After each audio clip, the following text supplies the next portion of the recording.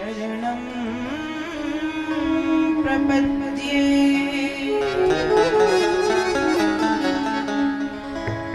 वंशे विभूषितकरा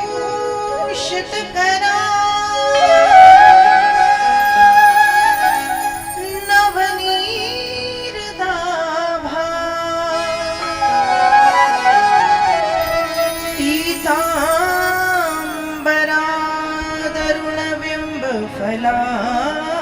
पीताम्बरादरुणबिम्बफलाधरोष्ठा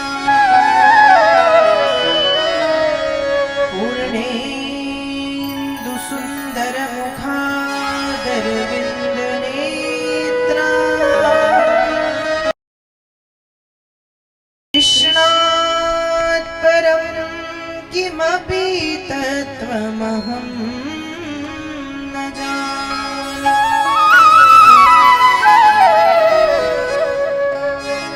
राधा भक्ति हरिर्ज्ञानं ताभ्यां याच समन्विता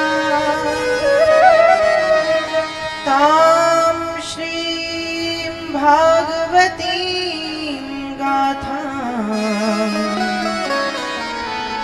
वन्दे युगलरूपिणी। नारायणं नमस्कृत्य नरं चैव नरोत्तमं देवीं सरस्वतीं व्यासं ततो जयमुदीरये।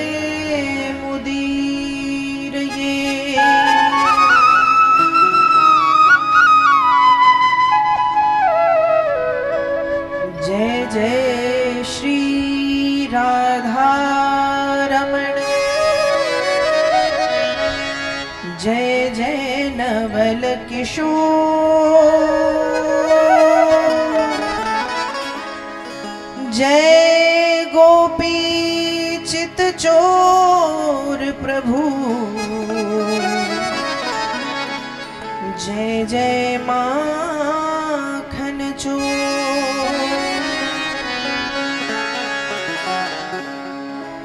राम कथा के रसिक तुम, भक्ति राशि मति धीर, गादी अपनी लीजिए प्रभु तेज पुंज महावीर। आइए हनुमंत जी विराजिए, बोलिए श्री हनुमान जी महाराज की जय।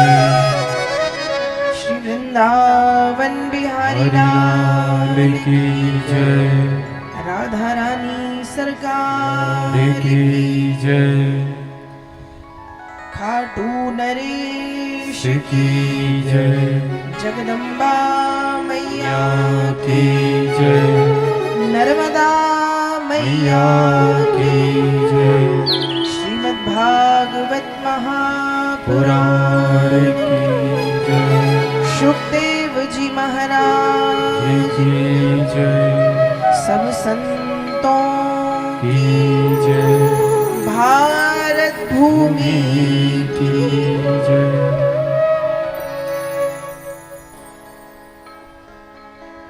यहाँ पर उपस्थित समस्त श्रद्धालु भक्तजन, विद्वज्जन, आदर्श चरित्र करुणामयी ममतामयी त्यागमयी माताएं बहनें, छोटे छोटे से बालनंद YouTube चैनल के माध्यम से भगवत कथा से जुड़ रहे समस्त भगवत कथानुरागी जन, आप सब मेरा प्रणाम स्वीकार करें। आइए भगवत कथा में प्रवेश करने से पूर्व मन एवं वाणी को पवित्र करने के लिए कुछ क्षण भगवान के पावन नाम का संकीर्तन करें। भाव से सभी गाएंगे। वाणी का सहयोग ताली सेवा अवश्य प्रदान करें और सभी बोलें।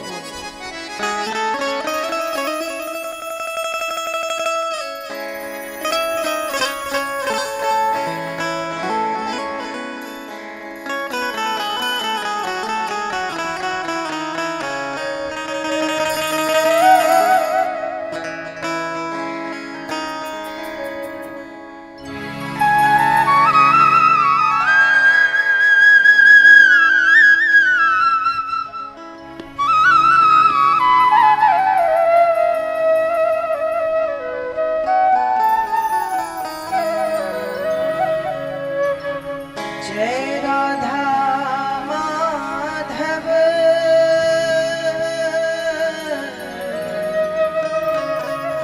जय कुंज बिहारी जय राधा माधव जय कुंज बिहारी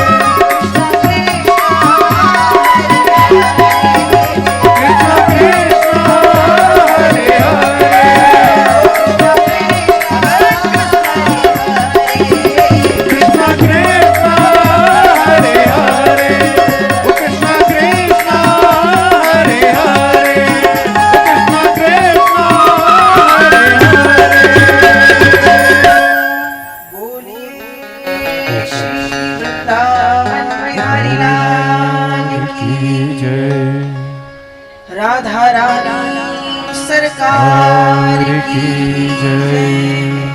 श्याम सुंदर यमुना महारानी की जय। खाटू नरेश की जय।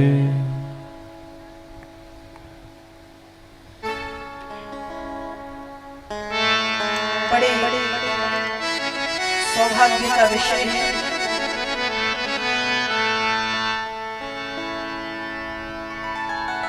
श्रीमद् भागवत कथा के दूसरे दिन की पावन बेला में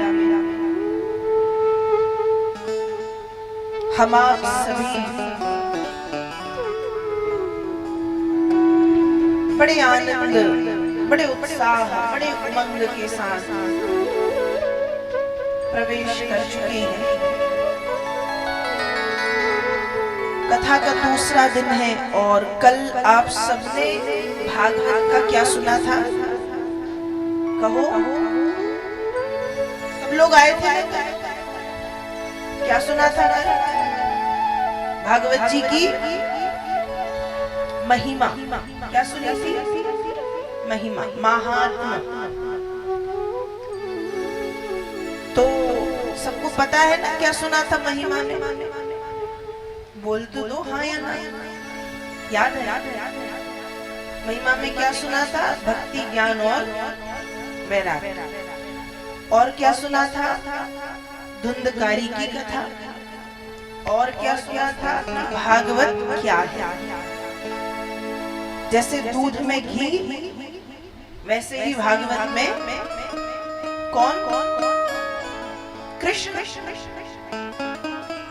जैसे दूध में से घी को निकालने के लिए एक विधि अपनानी पड़ती है, एक मशीन, एक यंत्र का सहारा लेना पड़ता है, वैसे ही भागवत जी में से कृष्ण को निकालने के लिए भक्ति का आश्रय लेना पड़ता है।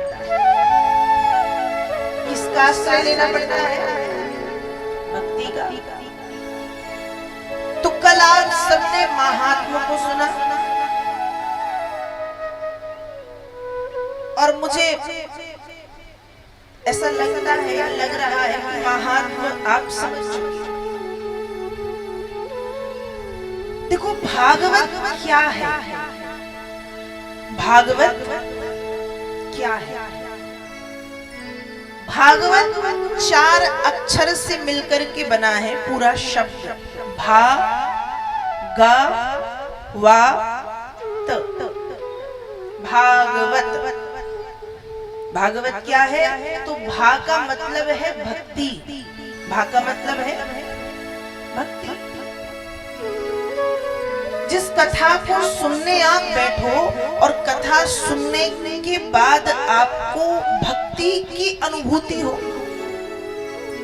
या जिस कथा को सुनकर के आपको लगे कि हाँ भक्ति जीवन में उतारनी चाहिए, जिस कथा को सुनकर के आपके मन में भगवान राधा कृष्ण के प्रति प्रेम और भक्ति जागे,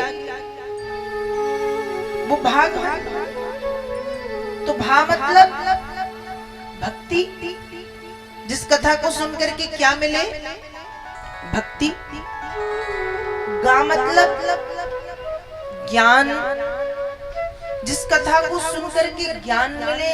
ज्ञान किस चीज का?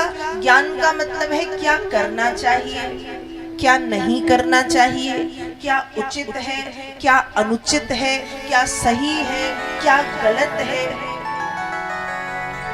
जिस कथा को सुनकर के उचित अनुचित का ज्ञान हो जाए, सत्य असत्य समझ में आए, क्या करना है क्या नहीं करना वो समझ में आए, वो है भागवत। तो भा मतलब भक्ति, गा मतलब ज्ञान, वा मतलब वैराग्य। वा मतलब वैराग्य। जिस कथा को सुनकर के मन में वैराग्य जागे, क्या जागे? बोलो, वैराग्य। अब यहाँ पर वैराग्य का मतलब ये नहीं कि हम बाबा बैरागी बन जाएं, हम घर गृहस्थी छोड़ के जंगल में झोपड़ी बना के लंबे लंबे बाल बढ़ा के और सफेद पीले वस्त्र पहन के रहें। यहाँ वैराग्य का मतलब है कि संसार से विरक्ति हो, मतलब संसार से लगाव धीरे धीरे कम हो और भगवान के चरणों में प्रेम बढ़ जाए। संसार से विरक्ति और कृष्ण के चरणों में अनुरक्ति, संसार से वैराग्य और कृष्ण के चरणों में अनुराग, संसार से वैराग्य और कृष्ण के चरणों में राग, मतलब प्रेम बढ़ जाए जिस कथा को सुन करके। तो भा मतलब भक्ति, गा मतलब ज्ञान, वा मतलब वैराग्य और ता मतलब त्याग और तपस्या। जिस कथा को सुन करके मन में तपस्या और त्याग करने का भाव जागे, वो भागवत है।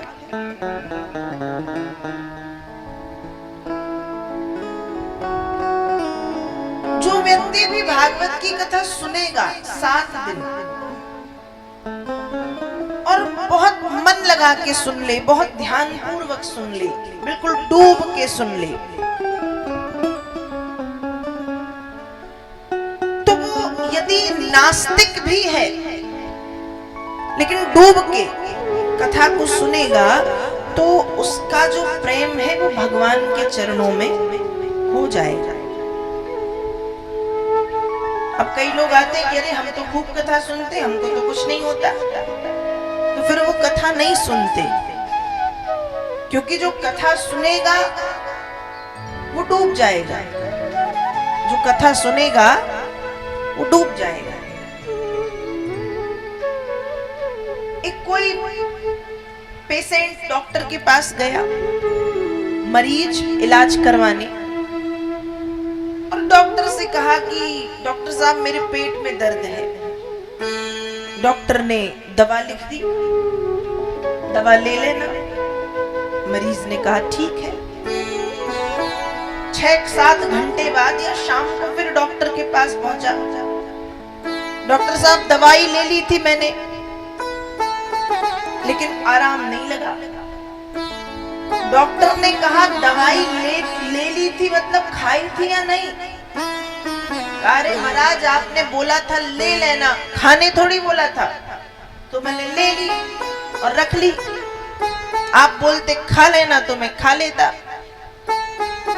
तो ऐसी स्थिति कथा की है कि आप कथा में आके बैठे हैं, लेकिन जब तक उसने दवा खाई नहीं उसको आराम नहीं मिलेगा। भले वो 4 बार लेके रख ले, लेकिन जब तक वो खाएगा नहीं हर 2-4-6 घंटे में, जब तक वो पूरा डोज पूरा नहीं करेगा, कोर्स पूरा नहीं करेगा दवा का, तो उसको आराम कैसे मिलेगा? मिलेगा क्या? वैसे ही कथा में आके सिर्फ बैठना नहीं कि हम तो बैठ गए, बैठने से क्या होगा? कथा में सिर्फ बैठना नहीं है, कथा में डूबना है। क्या होना है? डूबना है।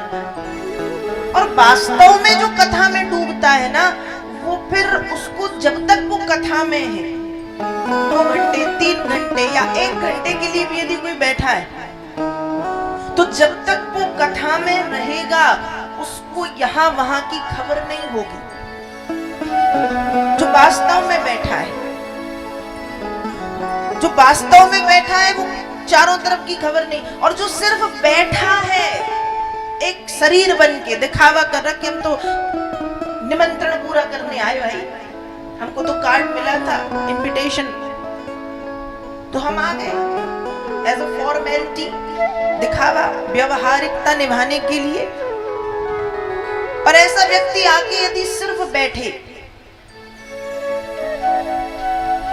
और कहे कुछ नहीं हुआ, तो सिर्फ जो बैठा है उसको कथा बस समझ में नहीं आएगी, बाकी सब समझ में आएगा। उसको गर्मी भी लगेगी, उसको भूख भी लगेगी, उसको प्यास भी लगेगी, उसको घर की याद भी आएगी, उसको ये भी लगेगा कि कहीं बारिश ना हो जाए, मेरे कपड़े छत पे सूख रहे हैं। उसको ये लगेगा कहीं कोई घर पे आया ना हो, अरे मैं उस दरवाजे में ताला मार के नहीं आई या नहीं आया, उसको ये सब दिखेगा जो सिर्फ बैठा है। लेकिन जो वास्तव में बैठा है कथा सुनने के लिए, उसको कुछ नहीं दिखेगा। उसको वो 2, 2.5, 3 घंटे सिर्फ कथा दिखेगी, उसको सिर्फ बिहारी दिखेंगे, उसको सिर्फ राधा रानी दिखेंगी, उसको सिर्फ भगवत भक्ति दिखेगी, जो वास्तव में बैठ जाएगा उसको। तो मैं ये सब इतना इसलिए आपको बोल रही हूँ कि जब आप यहाँ पर 3 घंटे बैठेंगे तो सिर्फ बैठो मत व्यवहारिकता निभाने के लिए बैठो। क्यों? वास्तव में बैठो कि हमको कथा सुननी है, और जो वास्तव में बैठेगा उसी को कथा समझ आएगी, नहीं तो ऊपर से जाएगी। हम बैठे हैं पर कोई पूछ ले कथा के एकदम विराम में कि क्या सुना, पता नहीं क्या सुना, समझ नहीं आया। क्यों नहीं आया? कोई दूसरी भाषा में कथा हो रही थी, समझ में नहीं आई। नहीं तो क्यों समझ में नहीं आई? इसलिए समझ में नहीं आई क्योंकि हमने वहां मन ही नहीं लगाया, तो यहां से निकलती गई। तो जब कथा में बैठना है तो अपना पूरा 100% हमको कथा में ही देना है। भले 1 दिन सुने आप, भले 1 घंटे सुने आप, भले 30 मिनट सुने, भले 15 मिनट सुने, लेकिन जब सुने तो ऐसे ही सुने कि सब भूल जाएं।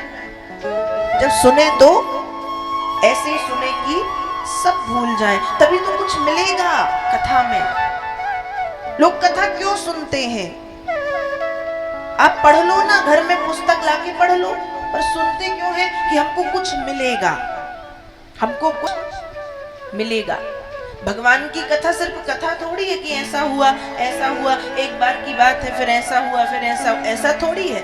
भगवान की कथा प्रसंग के माध्यम से व्यक्ति तक वो बातें पहुंचाने का प्रयास किया जाता है सरल शब्दों में, जो हमको समझ में आती नहीं, जो हमारे जीवन के लिए उपयोगी है, जो हमारे सुख शांति के लिए उपयोगी है, जो हमारे परिवार के लिए, जो हमारे समाज के लिए, जो हमारे राष्ट्र के लिए उपयोगी है। वो बातें भगवान की कथा के माध्यम से आप तक पहुंचाई जाती है। तो आज कथा का दूसरा दिन, हम कथा में प्रवेश कर चुके हैं। देखो, भागवत की कथा सुनने के नियम है कुछ। भागवत की कथा सुनने के नियम है। सभी लोग सभी नियम पालन नहीं कर पाते, लेकिन कोशिश ये करनी चाहिए कि जो कथा यजमान बनकर के बैठे हैं उनको इन नियमों का पालन करना चाहिए, और जो श्रोता बनकर के भी कथा में आए हैं उनको भी इन नियमों का पालन करना चाहिए। नियम क्या है? कहा कथा का पहला नियम, वो तो आप लोग मुझे लग रहा है कि अच्छी तरह से निभा रहे हैं। कथा का पहला नियम कहता है कि कथा प्रारंभ होने के पहले आ जाओ। वक्ता के पहले श्रोता को आ जाना चाहिए।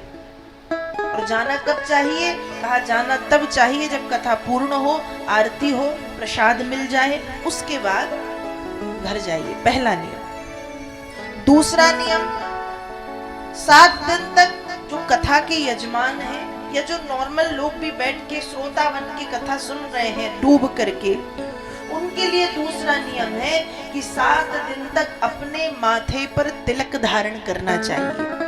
क्या करना चाहिए? तिलक। अब यहाँ आप सब बैठे हैं, इतने सारे लोग, 1, 2, 4 लोग ही हैं जिनके माथे पे तिलक है। बाकी क्यों नहीं लगाते आप तिलक? लगाना चाहिए। आप पूजन तो रोज करती होंगी, सुबह सुबह आप भी करते होंगे। मैं ये नहीं करेगी यहाँ से लेके यहाँ तक वाला तिलक लगाओ, लेकिन एक छोटा सा, बिल्कुल छोटा सा बिंदी जैसा तिलक आप बिंदी के ऊपर नीचे लगा सकते हैं।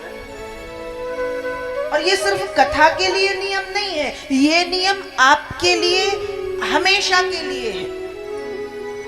आप कहोगे उससे होता क्या है? आजकल लोगों को ये जरूर बताना पड़ता है कि उससे होता क्या है।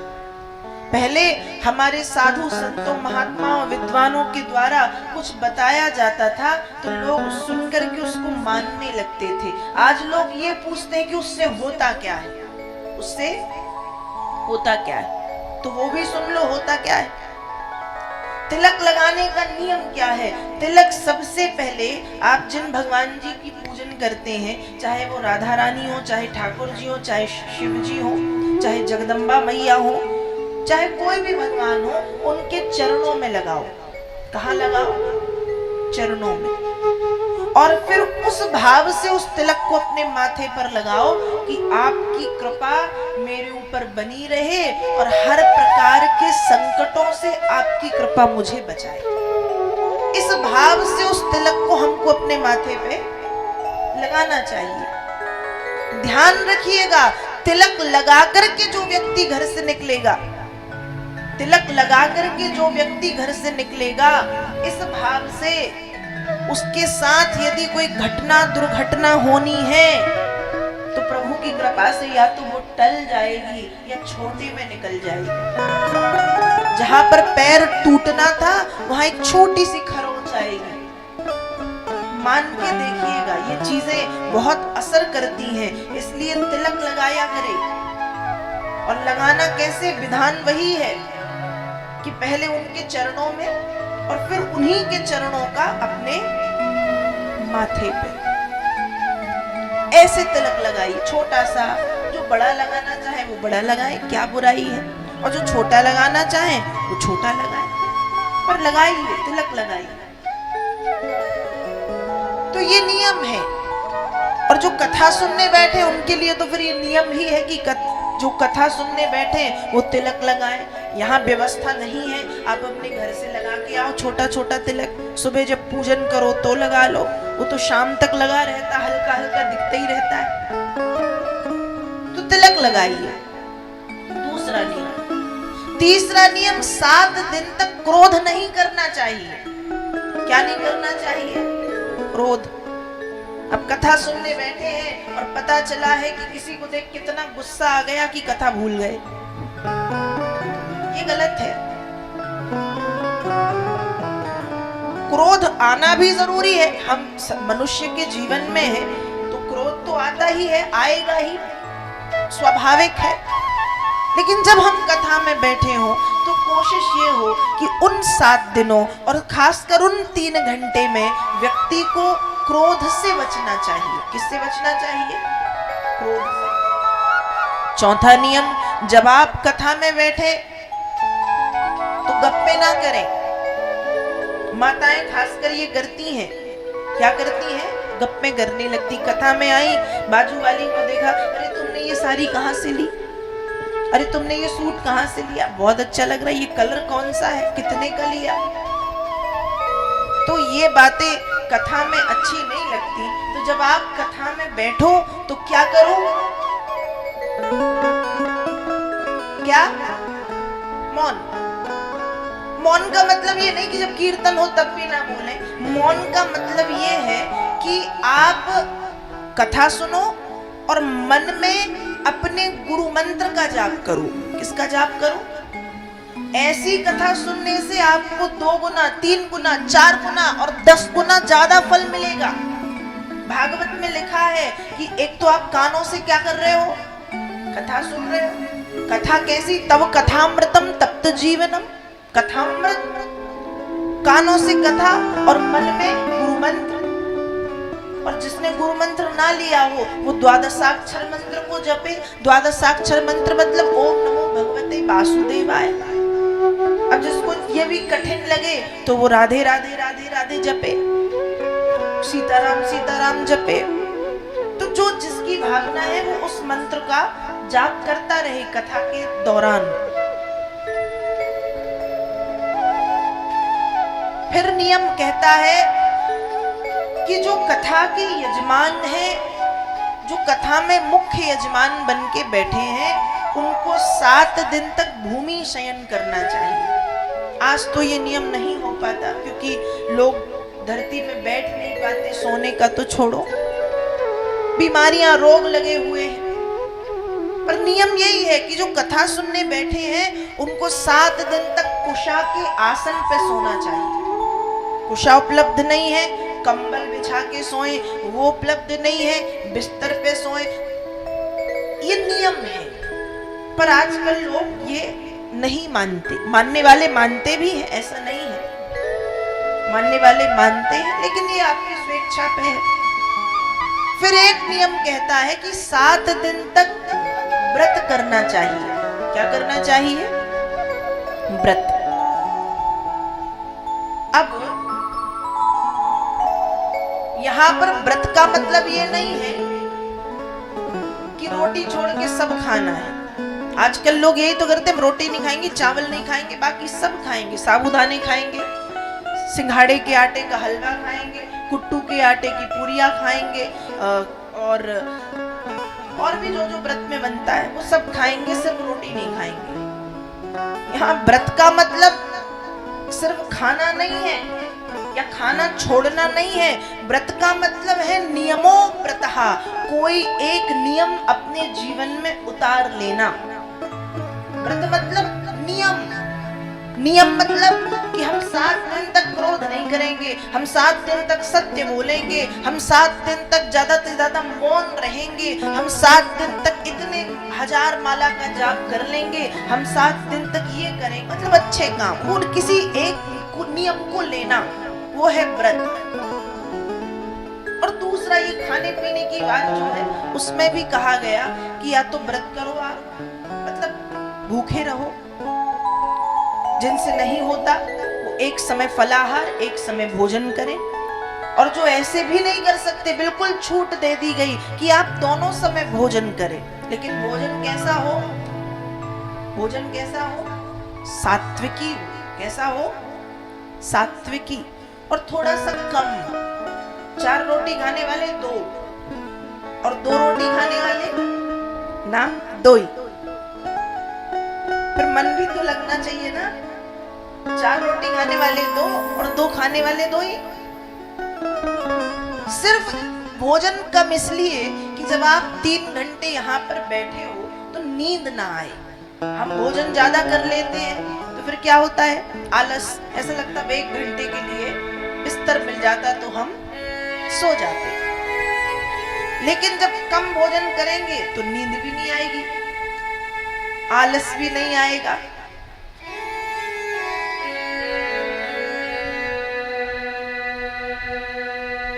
तो लगा तो नहीं? लगा थोड़ा सा।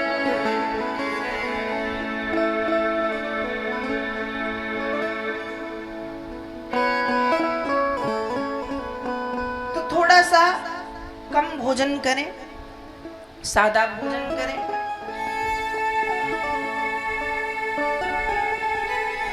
सात्विकी भोजन करें, ये नियम है।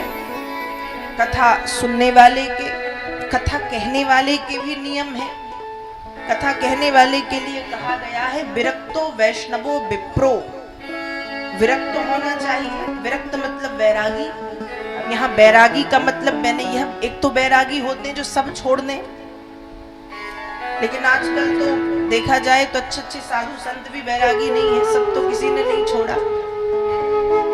तो बैरागी का मतलब मुझे ऐसा लगता है कि कम से कम चीजों में जीवन यापन करते हुए जिसका प्रेम भगवान के चरणों में ज्यादा हो, वो विरक्त है। जिसका प्रेम भगवान के चरणों में ज्यादा हो वो विरक्त है। विरक्तो वैष्णवो, वैष्णव होना चाहिए। वैष्णव मतलब भगवान का भक्त। विप्रो, ब्राह्मण होना चाहिए। ब्राह्मण होना चाहिए और कथा कहने में कुशल होना चाहिए, प्रवीण होना चाहिए। कथा को समझाने में प्रवीण और कुशल होना चाहिए। ऐसा वक्ता होना चाहिए। वक्ता के लिए भी ऐसे ही नियम है। ये भागवत के महात्म्य के अंतर्गत श्रोता और वक्ता के कुछ नियम बताए गए हैं। अब बारी आती है कि भागवत की कथा में खर्च कितना आता है।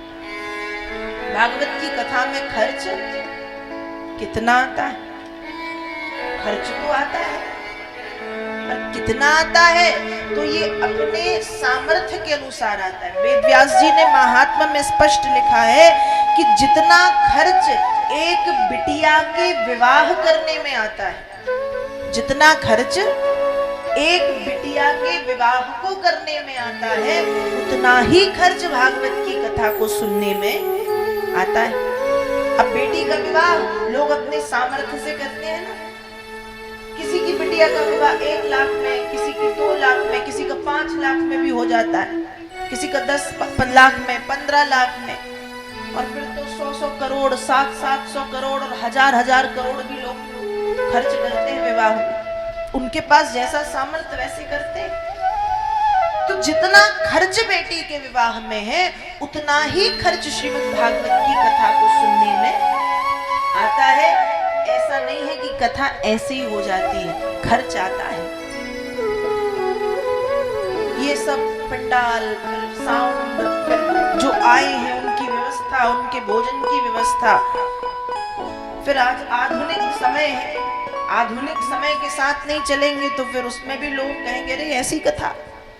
तो वो सब देखते हुए तो जितना खर्च एक पिता सामर्थ्यानुसार अपनी बेटी के विवाह में करता है, उतना ही खर्च श्रीमद् भागवत की कथा को सुनने में आता है। ये महात्म्य में वेद व्यास जी वर्णन करते हैं। तो ये कथा सुनने के या कथा जो सुन रहा है, कथा जो सुना रहे हैं, उनके लिए कुछ नियम है महात्म्य के अंतर्गत। आगे श्रीमद् भागवत के प्रथम स्कंद के प्रथम अध्याय के पहले श्लोक में श्री सौनकादिक ऋषियों को सूत जी महाराज भगवान के रूप को बताते हैं।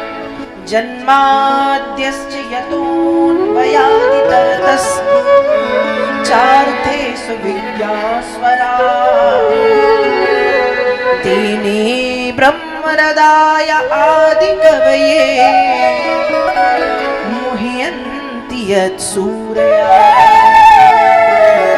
तेजो वारिमृदां यथा विनिमयो यत्र शर्गो मृषा धाम्ना स्वेन सदा निरस्तकुहकम् सत्यं परं धीमहि।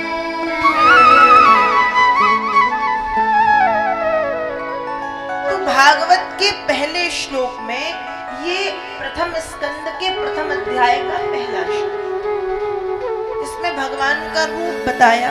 कल भी आपको महात्मा के पहले श्लोक में शुरुआत ही हुई थी, सच्चिदानंद रूपाय।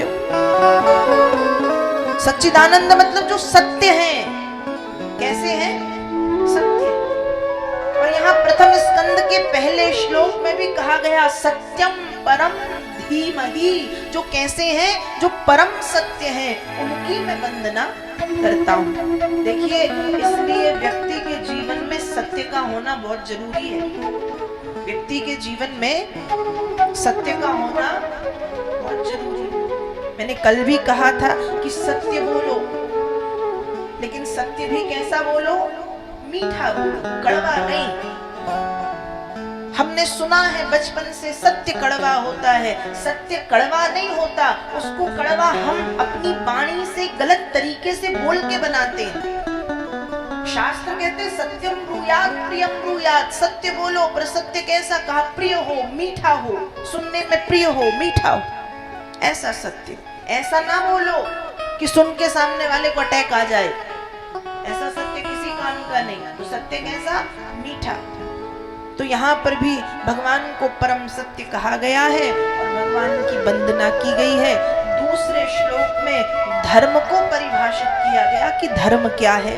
वेद व्यास जी लिख रहे, धर्मा प्रोज्झित कैतवोत्र परमो निर्मत्सराणाम सताम वेद्यं वास्तवमत्र वस्तु शिवदं तापत्रयोन्मूलनम्। श्रीमद्भागवते महामुनिकृते किं वा परेश्वरैः सद्योरद्यवरुध्यते त्रिकृतिभिः शुश्रूषुस्तत्क्षणात्।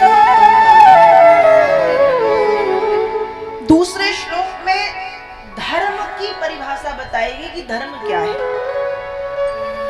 आपसे यदि पूछूं मैं कि धर्म क्या है, आप क्या कहोगे?